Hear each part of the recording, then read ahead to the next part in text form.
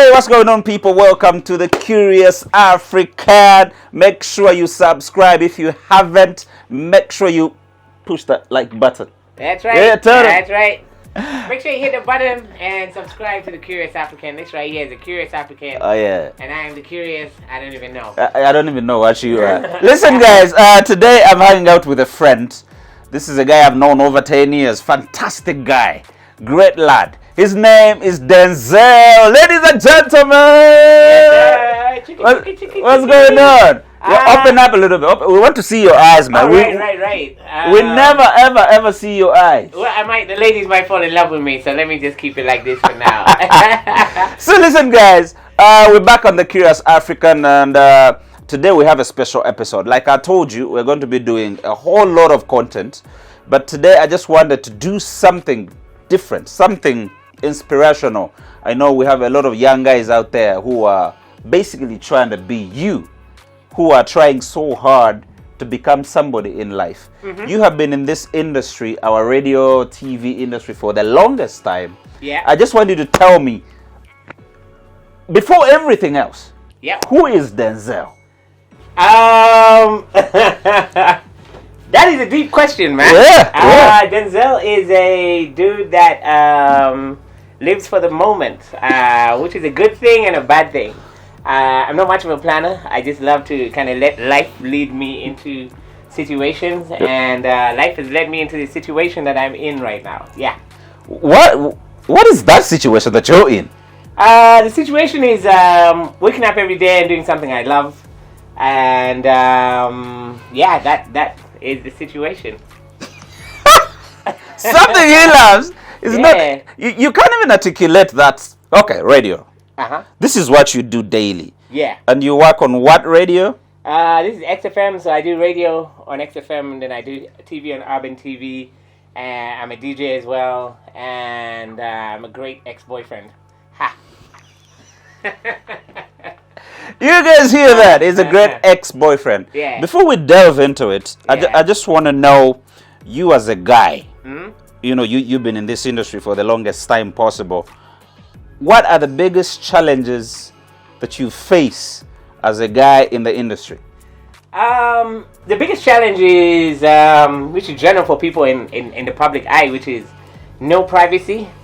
It's very hard when, you just don't have the privacy to be able to do certain things without people noticing, you know. Sometimes you want to go out, you really don't want to dress up, you just want to put on like an old t-shirt and just go down to the supermarket, get some bread and milk, but somebody's going to meet you and they just look at you like, this dude. Sometimes you just want to be you, man, but that's not possible because, a lot of people look up to you and stuff like that, so you always have to kind of keep a face. Yeah. I have to be happy on radio. There's many times I'm sad when I come up in the studio, but I'm like, yo, upbeat. But as soon as I take off the mic, I'm like, and so keeping up a face is very hard, especially with social media. Sometimes you don't want to post, but you have to post because people want to know what you're up to and stuff like that. And so I think that is my number one challenge, I guess, as a person in the media. Okay. As a person, when you're with yourself, within your thoughts, who are you? What do you like doing? What do you eat? If I'm eating on a personal level, I actually do a number of things that I don't do in public. Okay. Because you kind of have to balance it out, and you get bored with, the music because I'm playing music all day long. So when you go to my house, it's surprisingly quiet. People don't know that. They think we're actually noisemakers everywhere, but we're actually not. I'm actually really quiet. Yeah. I rarely have the TV on at home. I rarely play music. I'll probably be reading or maybe cooking something, or sometimes just hanging out in the darkness. So when you're out here in all this action, loud music, you like to go back home to some peace. So for me, that's probably one thing people don't know about me. All right. I want to take you back to 2013. Hang in there. You see, here's a little story. Yes. I was working here Yeah. Before Denzel came here. So he found me in this place already. Yeah. And when he got here, of course you're from where I'm working now. Yeah. That's what's funny. Where I'm working now is where you used to work. That is true. That is true as well. Yeah. This is interesting. And when you got here in 2012, I got a chance to go to Big Brother. Yeah. And then I came back, and then you're the guy who followed me there. Yes, that's right. And That's there's this little story that I remember. Denzel came to me one time, and he's like, "Bruh, what do I need to do?"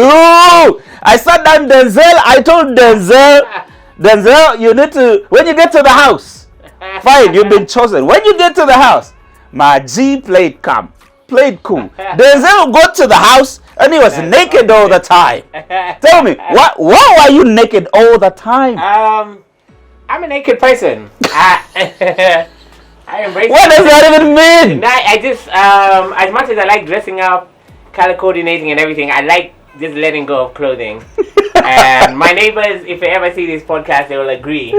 Those people have seen me a couple of times on my balcony and they've seen things they should have never seen. Anyway, I'm always like that. I find comfort in taking off clothing. So, you know, for me, when I got there, you know, it's hard being in there with all those cameras. Yeah. So you have to do things that make you comfortable. For me, getting naked and just being like that was my comfort zone. So, It was your comfort. Do you think it irked a lot of people in the house? Yes, of course it did. It did, rather. Naturally, because, you know, a lot of people from Africa are very conservative. So, you know, it's a naked guy walking around. And, of course, the fact that I had, you know, 1, 2 things hanging around. People had to hate, you know. But anyway, we move. If I take you back just a little bit, I mean, it's 9 years ago. Yeah. Because it's been a long time, man. We're going to talk about the show just a little bit later. What did you learn from that process? A lot of things, actually. A lot of things that I still use today and, you know, kind of shaped my life after that. The most important, I guess, was self-confidence. You know, being in there and coming out, there's a lot of things people say about you when you come out of the house and stuff. Oh, Denzel went there for a week and came back. Yeah. They don't understand. They really bashed me like boom, boom, boom, boom. Yeah. But, how did that make you feel though? I mean, you know, it was bittersweet. It was great to just have been there, you know? Yeah. Kind of like dating Rihanna for a week, man. You know, it's good anyway. She breaks up with you or like whatever. It was still good. Yeah. But you come out a stronger person and they, you know, they talk to you after and they tell you what you're supposed to do, how to carry yourself as a, you know. Exactly. You got that too? Yes, of course. Because they're actually directing you. You need to be this. You need to be that. They give you a kind of lesson on how to be a public figure, a very crash course. So I took those lessons away from me that I still, you know, use up till today. So how have you stayed relevant all these years? Because a lot of us get out of the house and we actually fade. We go straight into oblivion. You don't know how we get there. Yeah. But how have you been able to keep your game up? I told you I don't really plan for these things, so I kind of just kept on doing my thing. You're your eccentric self, basically. Yes, but I mean it helped that I stayed on radio, I stayed on TV, so I kind of stayed in people's faces. I still DJ and stuff. So I never really broke away from the limelight. I came here, went straight back into work like about 3 days later. Like nothing happened. Yeah, almost like nothing happened. So, and then you went back to Big Brother in the 2014 season. Yes, again. Which had Ella? Yes, Miss yes, Ella. Beautiful eyes, bruh. I was looking at more than her eyes. Good. What's up, Ella? Yeah. By the way, Ella, we're coming. Tell me, how did you get that chance to go back to the house? They actually called us back. I think they just called up a couple of people that they felt hadn't, you know, really explored well. Ride while it was there. That was my thinking. I don't know why they called us back, but they called us back one random day. They're like, "Hey, listen, you know, you want to come back with Big Brother?" I was like, "Yes, of course." Yeah. Plus, they were paying you, all expenses paid and everything. Yeah. And it was 2-3 weeks away from our dust. So of course I said yes. So we went there, but I was admittedly drunk all through that particular second. Oh yeah, I remember that. Just having a good time. I remember that. And causing trouble. Are you still in touch with any of those guys that you met, the friends you made in the house? Yeah. Who are you still in touch with? O'Neill is a O'Neill. Oh, Botswana people. Botswana. I was actually in SA with him about a month ago. We hung out a lot. Is this still on radio? Yes, he still does radio. Okay. Yeah, apart from O'Neill, the other people I talk to on the socials, we have a WhatsApp group where we kind of touch base. It's still there. You still have it. Yeah, we still have it. From Ours died. I was still there, man. Wow. Yeah. Every time something happens here in Uganda, they're like, "Oh, what's going on?" Something happens that side, and I'm like, "What's going on there?" So yeah. So what do you really think killed the show, though? Because to me, that show was fantastic. It was a great idea. Yeah. And when we went there, we actually had so much fun with it. Uh-huh. But then, what happened to the show? What do you think happened to the show? Africa killed it. Countries like Uganda, who are that show is built for controversy. Yeah. It's a show where you want to see people fight, you want to see people, make love, whatever. Yeah. Add a lot of adult content, which unfortunately doesn't align well with brands and doesn't align well with the quote-unquote African culture. So you find, people fighting, but there's a Coca-Cola logo there. Yeah. Coca-Cola didn't want their logo next to, drunk people just, acting stupid and stuff. Yeah. So that became a problem. They couldn't get advertising, good advertisers. Yeah. Then, African countries like Uganda were always complaining, it's immoral, boys like Denzel are naked. So you cause problems for us. That's why we don't have a big brother only in Niger and in SA where they are open-minded. Yeah, I actually heard there is a new big brother coming. Yeah? South Africa and Nigeria together. It's called what? The Titans? Big Titans? Brother Titans. Apparently it's coming up. Wow. I don't know. How do you feel about that? Is that good. something you'd actually watch? Yeah, definitely. I think the Nigerians outcompeted us as well as the South Africans. They're a big population. Yeah. They're both very big population. They had a bigger voting public.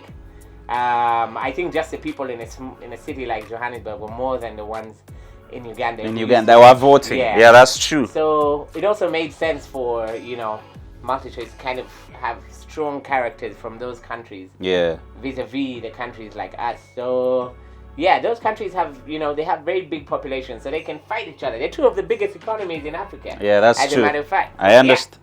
So listen, guys, if you haven't subscribed to the channel, The Curious African, please subscribe right now. Yep. Push that like button for me, please. Push that like button and put on that bell as well. Because the moment you put on the bell, then it means that whatever we upload is going to come to you first. Stay around. We're coming with part 2 of this one. We're going to delve deeper into family, into relationships. Don't move away. The Curious African. We'll be right back.